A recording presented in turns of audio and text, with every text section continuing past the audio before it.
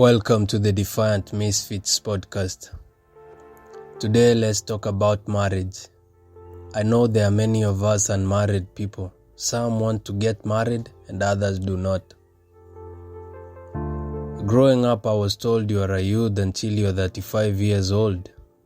While in Standard 5, one girl asked our CRE teacher about the right age to marry. That teacher said there was no right age.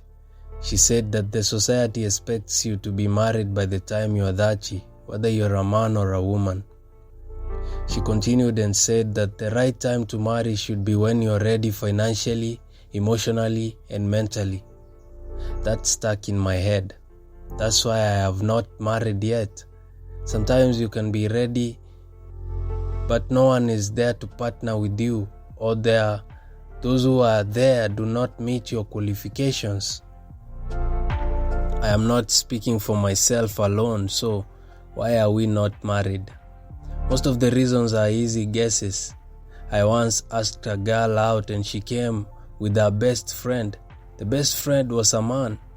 We sat there for over 45 minutes talking about useless things. I would have left the moment she came to that date with him, but as I was starting to leave, she said he was the one who was going to pay for the food and drinks. So I said, why not?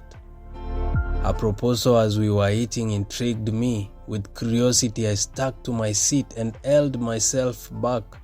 They were talking about the three of us creating a friends with benefits arrangement that would benefit all of us. The proposal was to share her equally with the other guy. I thought they were bluffing, but she ascertained her seriousness. She was offering herself to the both of us. One was to have her from Monday to Wednesday and the other from Friday to Sunday. Thursday would be her off day. Sharing is caring is what they said. She couldn't bear losing any of us is what she said. You've just lost me is what I said to her. I walked away feeling disgusted. It took me a long time before I was interested in being in a relationship again after that.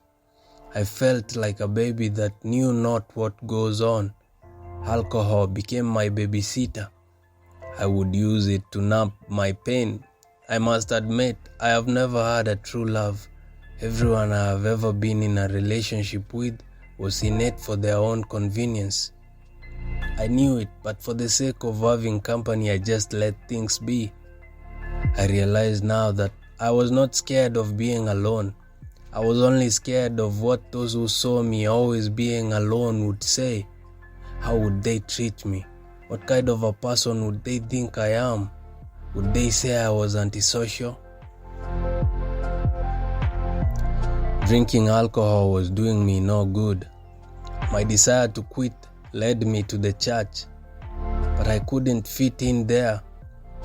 In that church, everyone that is married is considered a church elder, no matter their age, and those who are not married are considered to be youths, which is alright. But the problem was the age gap among the youths in that church. A married teenager was being considered a mzee. That's why the youths were mostly in the 13 to 17 year category, such that any unmarried 25-year-old could not feel any sense of belonging to such a group. It felt odd. It felt awkward. I had to leave. But at least I did not drink alcohol for the time I was there. It helped me overcome the habit of drinking daily. Now I don't care what people say.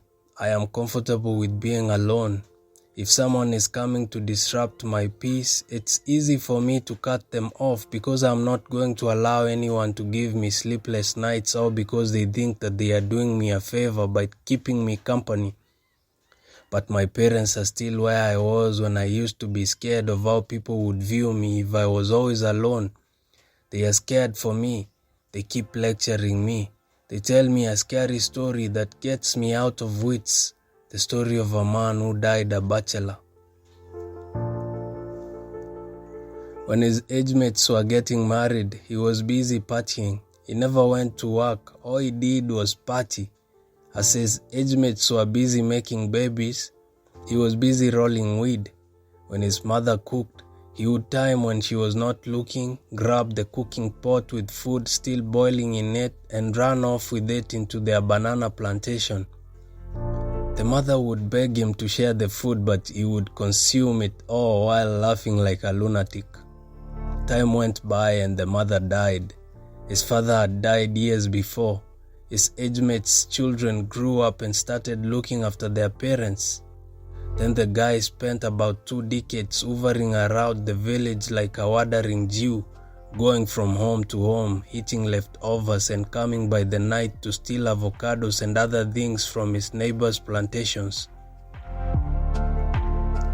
Then one day he reached at a point of no return, sold all the land he had inherited from his mother, and went to have fun in the city with the money. When he sold the land, he bought 3-piece suits, expensive shoes, and acted like a minister. He would book expensive hotel rooms in 5-star hotels and pay the most expensive prostitutes to give him pleasure.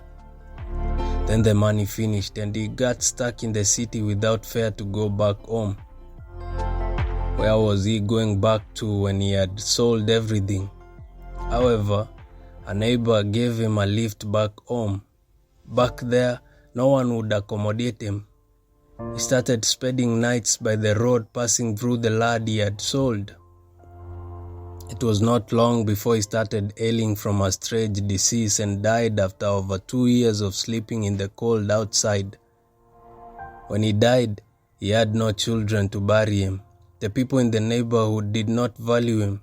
To avoid the pollution his dead body was causing, people wrapped up his body in a linen sheet and threw it 6 feet underground without a coffin. That's why my elders believe it's so important to get married and have children, so that there can be someone to take care of you when you're old, so that you can have someone to inherit from you instead of selling inherited land. They tell me that the guy used to be so mean that the idea of having a woman who would be fully dependent on him did not sit well with him. He used to ask how, after a day of hard labor, he would give 90% of his earnings to a woman whose only job was to stay at home and look after his children. But then time went by and he saw the importance of doing that. He realized that giving money to your woman is like banking. These people know how to save. On a rainy day, she will come to your rescue with your own money, but you won't know it's your money. You became an item, so there's nothing like my money. It's our money. To cut the long story short, I'm going to get married. Stop pressuring me. Every day the message is, marry, marry, marry. I'll get married. Just wait until I find someone, until that someone is ready. I know there's someone out there for me, the one who will add to my peace and not cause me chaos. What's your take on this issue? When is the right age to marry, and is there a deadline? Tell me what you think in the comment section. Thank you for staying with me up to the head. Until next time, be well and be happy.